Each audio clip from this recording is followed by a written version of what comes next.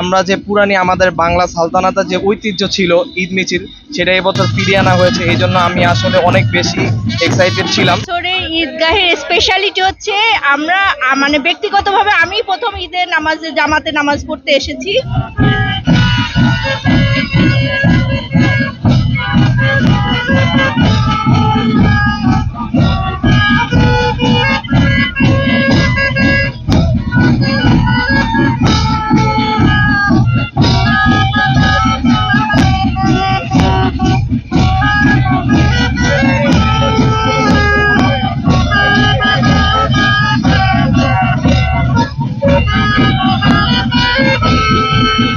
অবশ্যই খুব স্পেশাল একটা ফিলিং হচ্ছে, কারণ আমরা ছোটবেলা থেকে এত বড় হয়েছি, কখনো ঈদের দিন আসলে এতটা ফেস্টিভ মুডে আমরা কখনো ঈদ পালন করতে পারি নাই। প্রথমে বলবো আলহামদুলিল্লাহ, কারণ এরকম ঈদের জামাত আগে কখনো আমরা পাই নাই, মানে আমাদের জেনজি জেনারেশন আর কি। যে আসলে এই বছরের ঈদ নিয়ে আমার অনুভূতি অসাধারণ।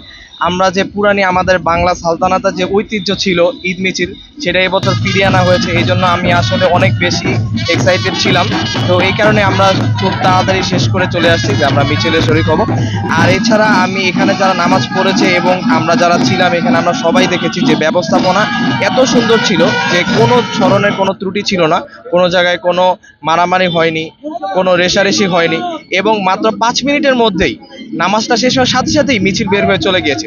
এইটা বাংলাদেশের ইতিহাসে এই বছরের ঈদের মতন আমি মনে হয় না যে আগে অনেক যুগ যুগ ধরে মানুষ এরকম ঈদ পেয়েছে। তাছাড়া পরিবহন ব্যবস্থার যে প্রত্যেক বছর ভোগান্তি হয়ে আসছিল, এই বছর কোনো ভোগান্তি ছিল না। রাস্তাঘাটে কোনো জ্যাম নাই, মানুষ তাদের বেতন ঠিকভাবে পেয়েছে এবং তাদের পরিবারের সাথে সুন্দরভাবে একটা ঈদ করতে পারতেছে।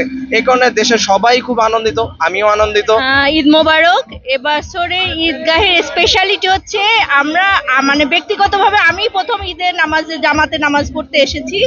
আগের দিনে আমাদের কাছে বিগত বছরগুলোতে মনে হয়েছে যে ঈদটাকে ততটা আমার কাছে আনন্দ মনে হয়নি, হয়তো সেটা যার যার ব্যক্তিগত বিষয় ছিল বা পারিবারিক বিষয় ছিল। এখন সেটা হচ্ছে সম্মিলিতভাবে জাতীয়ভাবে যেটা হচ্ছে, এজন্য মানে যারা এই অনুষ্ঠানগুলো করছে বা এরকম আয়োজন করছে তাদেরকে ধন্যবাদ, সবার জন্য শুভকামনা থাকলো। বিগত 15 বছরের তুলনায় 2025 সালের আজকে এই বাণিজ্য মেলা ঈদগাহ মাঠে আমরা এসে যা দেখলাম, আলহামদুলিল্লাহ আমরা সকলেই সন্তুষ্ট, সকলেই খুশি। আগস্ট বিপ্লবের পরে বাংলাদেশে আমরা একটা স্বাধীনভাবে মুক্ত পরিবেশে একেবারে খোলা মাঠে বাণিজ্য মেলার মাঠে ইতিহাসে প্রথম আমরা সবাই মিলে একসাথে বৃহৎ একটি জামাতে ঈদ উদযাপন করতে পারলাম। আল্লাহ দরবারে লাখো কোটি শুকরিয়া। আর সে সাথে আমাদের প্রত্যাশা থাকবে যেন আগামী দিনগুলোতে আমরা এইভাবে নির্ভীক চিত্তে মুক্ত পরিবেশে ঈদ উদযাপন করতে পারি।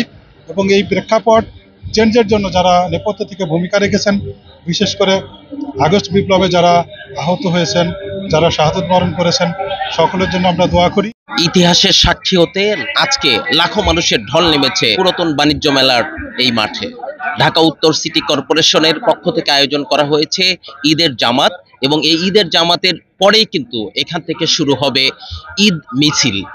পরবর্তীতে মানিক মিয়া অ্যাভিনিউ চত্বরে শুরু হবে সাংস্কৃতিক অনুষ্ঠান, এবং আগামী 2 দিনের জন্য এই মাঠেই কিন্তু, অর্থাৎ বাংলাদেশ চীন মৈত্রী সম্মেলন কেন্দ্রের পাশেই কিন্তু মেলার আয়োজন করা হয়েছে, যেটি ঈদ মেলা। বাঙালি মুসলমানদের 400 বছরের পুরনো ইতিহাস ঐতিহ্যের সাক্ষী হতে আজকে লাখো মানুষের ঢল নেমেছে পুরাতন বাণিজ্য মেলার এই মাঠে। তাহসিন নুরি খোকন, TNK নিউজ।